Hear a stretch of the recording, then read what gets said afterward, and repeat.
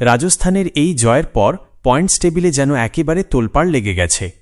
রাজস্থান রয়্যালসের এই দাপুটে জয় শুধু তাদের অবস্থানই মজবুত করেনি, বরং অন্য অনেক দলের জন্য সমস্যার কারণ হয়ে দাঁড়িয়েছে। বিশেষ করে চেন্নাই সুপার কিংস, তাদের ক্ষেত্রে এটা শুধু হার নয়, একেবারে লজ্জাজনক পরাজয় বলা যায়।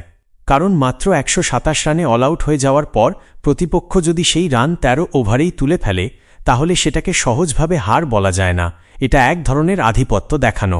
এই ম্যাচের পর পয়েন্টস টেবিলের চিত্র পুরোপুরি বদলে গেছে। এই মুহূর্তে টেবিলের একেবারে শেষ, অর্থাৎ 10 নম্বর স্থানে রয়েছে চেন্নাই সুপার কিংস। তারা এখন পর্যন্ত মাত্র একটি ম্যাচ খেলেছে এবং সেই এক ম্যাচেই বড় ব্যবধানে হার তাদের নেট রান রেটকে ভীষণভাবে ক্ষতিগ্রস্ত করেছে। গত মরশুমেও তারা টেবিলের নিচের দিকে ছিল, আর এবারও যেন সেই জায়গা থেকেই শুরু করল। এই খারাপ রান রেট পুরো টুর্নামেন্ট জুড়ে তাদের তাড়া করে বেড়াতে পারে, কারণ এটা সহজে কভার করা সম্ভব নয়। সামনে তাদের যে ম্যাচগুলো রয়েছে সেগুলোও সহজ নয়। পাঞ্জাব কিংস এবং রয়্যাল চ্যালেঞ্জার্স বেঙ্গালুরু এর মতো শক্তিশালী দলের বিরুদ্ধে খেলতে হবে, যেখানে প্রত্যাবর্তন করাটা বড় চ্যালেঞ্জ হয়ে দাঁড়াবে। সবচেয়ে বড় বিষয় হল, এই ম্যাচে মহেন্দ্র সিং ধোনি ছিলেন না, আর তার অনুপস্থিতি দলকে কতটা প্রভাবিত করেছে তা স্পষ্ট বোঝা গেছে। এখন দলের ওপর বিশাল চাপ তৈরি হয়েছে, কারণ আইপিএলের মতো বড় টুর্নামেন্টে শুরুতেই যদি 2-3টি ম্যাচ হেরে যায়, তাহলে প্লে অফে যাওয়া খুব কঠিন হয়ে পড়ে।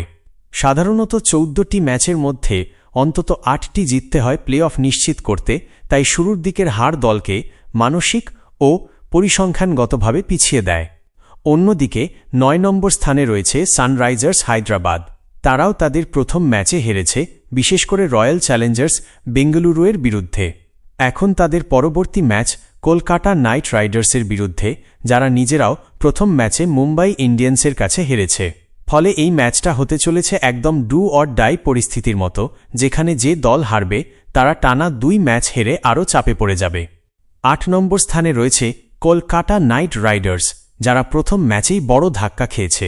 তবে টুর্নামেন্টের শুরুতেই এই ধাক্কা তাদের জন্য এক ধরনের সতর্কবার্তা, যাতে তারা দ্রুত নিজেদের ভুলগুলো শুধরে নিতে পারে। অন্যদিকে পয়েন্টস টেবিলের উপরের দিকে নজর দিলে দেখা যাচ্ছে 3 নম্বর স্থানে রয়েছে মুম্বাই ইন্ডিয়ান্স। তারা তাদের প্রথম ম্যাচেই এক দুর্দান্ত জয় পেয়েছে, বিশেষ করে কলকাতা নাইট রাইডার্সের বিরুদ্ধে 221 রানের বিশাল টার্গেট তাড়া করে জয় পাওয়া আইপিএল ইতিহাসের অন্যতম স্মরণীয় মুহূর্ত হয়ে থাকবে। এই জয় শুধু 2 পয়েন্টই দেয়নি, বরং দলের আত্মবিশ্বাস কয়েক গুণ বাড়িয়ে দিয়েছে। 2 নম্বর স্থানে রয়েছে রয়্যাল চ্যালেঞ্জার্স বেঙ্গালুরু, যারা শুরুতেই শক্তিশালী পারফরম্যান্স দেখিয়েছিল এবং সানরাইজার্স হায়দ্রাবাদকে বড় ব্যবধানে হারিয়েছিল। কিন্তু রাজস্থানের এই জয়ের ফলে পয়েন্টস টেবিলে তাদের অবস্থানে কিছুটা প্রভাব পড়েছে। সব মিলিয়ে বলা যায়, আইপিএলের এই শুরুর দিকেই প্রতিটি ম্যাচ যেন নতুন গল্প লিখছে। কোথাও বড় জয়, কোথাও অপ্রত্যাশিত হার, সব মিলিয়ে প্রতিযোগিতা আরও জমে উঠছে। এখন দেখার বিষয়, কোন দল দ্রুত নিজেদের গুছিয়ে নিয়ে এগিয়ে যেতে পারে, আর কোন দল শুরুতেই চাপের কাছে নতি স্বীকার করে বসে। এই টানটান উত্তেজনাই আইপিএলকে করে তোলে এতটা রোমাঞ্চকর এবং দর্শকদের জন্য অবিশ্বাস্যভাবে আকর্ষণীয়। এখানে কোনো সন্দেহের অবকাশ নেই যে সেখান থেকেই দলটিকে ধীরে ধীরে সেট হতে দেখা গেছে এবং আজ পয়েন্টস টেবিলের একেবারে শীর্ষে উঠে এসেছে রাজস্থান রয়্যালস। তারা এখন পর্যন্ত মাত্র একটি ম্যাচ খেলেছে এবং সেই এক ম্যাচেই জয় পেয়ে 2 পয়েন্ট নিজেদের ঝুলিতে তুলেছে। শুধু তাই নয়, তাদের নেট রান রেট +4.171, যা পুরো মরশুমে তাদের জন্য বড় আশীর্বাদ হয়ে উঠতে পারে। এখন হয়তো বিষয়টা ততটা গুরুত্বপূর্ণ মনে না হলেও, টুর্নামেন্ট যত এগোবে এবং ম্যাচগুলো যত কঠিন হবে, এই ভালো রান রেটই বড় পার্থক্য গড়ে দিতে পারে।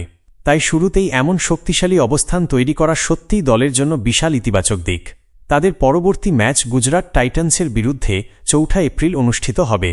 মাঠে চেন্নাই সুপার কিংসের সঙ্গে আসলে কি ঘটেছিল তা বিশ্লেষণ করলে দেখা যায় যে রিয়ান পারাগ প্রথমে ব্যাটিংয়ের আমন্ত্রণ জানান। সঞ্জু স্যামসন এবং ঋতুরাজ গায়কোয়াড় যখন মাঠে নামেন, তখন মনে হচ্ছিল আজ বড় স্কোর হতে চলেছে, কিন্তু বাস্তবে ঠিক উল্টোটা ঘটে এবং দুজনেই খুব সস্তায় আউট হয়ে যান। যখন দলের প্রধান 2 ব্যাটসম্যানই ব্যর্থ হন, তখন পুরো দলের ওপরই তার প্রভাব পড়ে, আর এখানেও ঠিক সেটাই হয়েছে। এরপর ডেবিউট্যান্ট আয়ুষ মাহাত্রে, যিনি আইপিএলের ইতিহাসে অন্যতম দামি আনক্যাপড প্লেয়ার, তিনিও খুব একটা প্রভাব ফেলতে পারেননি। তারপর অস্ট্রেলিয়া থেকে আসা ম্যাথিউ শর্ট এবং সরফরাজ খান কিছুটা চেষ্টা করেছিলেন ম্যাচটাকে ধরে রাখার, কিন্তু রবীন্দ্র জাদেজা এসে ম্যাচের মোড় ঘুরিয়ে দেন। তিনি কে সরফরাজ খান এবং শিবম ডিউবকে আউট করে দেন। এরপর তার সেই বিখ্যাত গান সেলিব্রেশন মাঠে দেখা যায়, যা সোশ্যাল মিডিয়ায় বেশ ভাইরাল হয়ে ওঠে। সেই মুহূর্তে জাডেজাকে একেবারে কিলিং লুকে রাজপুতানা স্টাইলে দেখা গিয়েছিল, যা দর্শকদের কাছে খুবই আকর্ষণীয় লেগেছে। শেষ দিকে জেমি ওয়াটন কিছুটা লড়াই করে 43 রান করে দলের সম্মান রক্ষা করেন, কিন্তু ততক্ষণে অনেক দেরি হয়ে গেছে। পুরো 20 ওভার খেলে চেন্নাই সুপার কিংস মাত্র 127 রানে অল আউট হয়ে যায়। এর জবাবে রাজস্থান রয়্যালস সেই একই পিচে দুর্দান্ত ব্যাটিং করে, যেখানে চেন্নাইয়ের ব্যাটসম্যানরা হিমশিম খাচ্ছিল। তারা মাত্র 12 ওভারেই 128 রানের লক্ষ্য তাড়া করে ফেলে। ইয়াশাস্বী জয়সওয়াল খুবই পরিপক্ক ও বুদ্ধিদীপ্ত ইনিংস খেলেন, আর বৈভব সূর্যবংশী তো একেবারে ঝড় তুলে দেন। মাত্র 17 বলে 52 রান করে 5টি 4 মেরে এবং 305 স্ট্রাইক রেটে খেলে তিনি ম্যাচের পুরো চিত্র বদলে দেন। এই ইনিংসের মাধ্যমে তিনি এই মরশুমের দ্রুততম 50 এবং আইপিএল ইতিহাসের 5ম দ্রুততম 50-র মালিক হয়ে যান। এত অল্প বয়সে এমন ইনিংস খেলে তিনি সবাইকে অবাক করে দিয়েছেন। ফলে রাজস্থান শুধু ম্যাচ জেতেনি, বরং বিশাল ব্যবধানে পয়েন্টস টেবিলের একচ্ছত্র শাসক হয়ে উঠেছে। ম্যাচ শেষে ঋতুরাজ গায়কোয়াড় এর কাছে এই হার নিয়ে জানতে চাওয়া হলে তিনি বলেন, তিনি খুব বেশি হতাশ নন। তার মতে ম্যাচের শুরুতেই পরিস্থিতি কঠিন হয়ে গিয়েছিল, বিশেষ করে যখন জোফরা আর্চার এবং নান্দ্রে বার্গারের মতো বোলারদের মুখোমুখি হতে হয়। তারা খুব ভালো লেংথে বল করছিল এবং পিচ থেকেও সাহায্য পাচ্ছিল।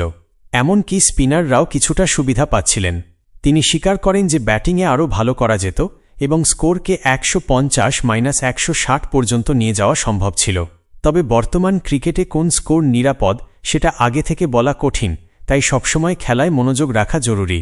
তিনি আরও বলেন, দল হিসেবে তারা ভুলগুলো বিশ্লেষণ করে সামনে এগিয়ে যেতে চায়।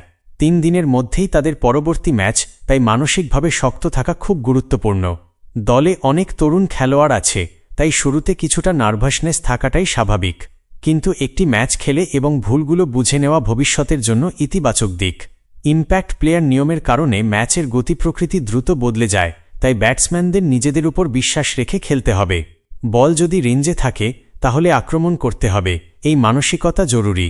সবশেষে বলা যায়, এই ম্যাচটি শুধু একটি জয় বা হার নয়, বরং দুই দলের বর্তমান অবস্থা এবং ভবিষ্যতের দিক নির্দেশনা স্পষ্ট করে দিয়েছে। রাজস্থান দেখিয়ে দিয়েছে তারা কতটা প্রস্তুত এবং আত্মবিশ্বাসী, আর চেন্নাই বুঝতে পেরেছে কোথায় তাদের ঘাটতি রয়েছে। এখন সময়ই বলবে কে কত দ্রুত নিজেদের ভুল শুধরে নিয়ে আবার শক্তভাবে ফিরে আসতে পারে। এমনই দারুণ ক্রিকেট আপডেট, বিশ্লেষণ আর এক্সক্লুসিভ কন্টেন্ট পেতে এখনই আমাদের চ্যানেলটি সাবস্ক্রাইব করুন। ভিডিওটি ভালো লাগলে একটি লাইক দিন, আপনার মতামত কমেন্টে জানাতে ভুলবেন না এবং বেল আইকনটি অন করে রাখুন যাতে কোনো গুরুত্বপূর্ণ আপডেট মিস না হয়। আপনাদের প্রতিটা সাপোর্টই আমাদের আরও ভালো কন্টেন্ট বানাতে অনুপ্রাণিত করে। ধন্যবাদ।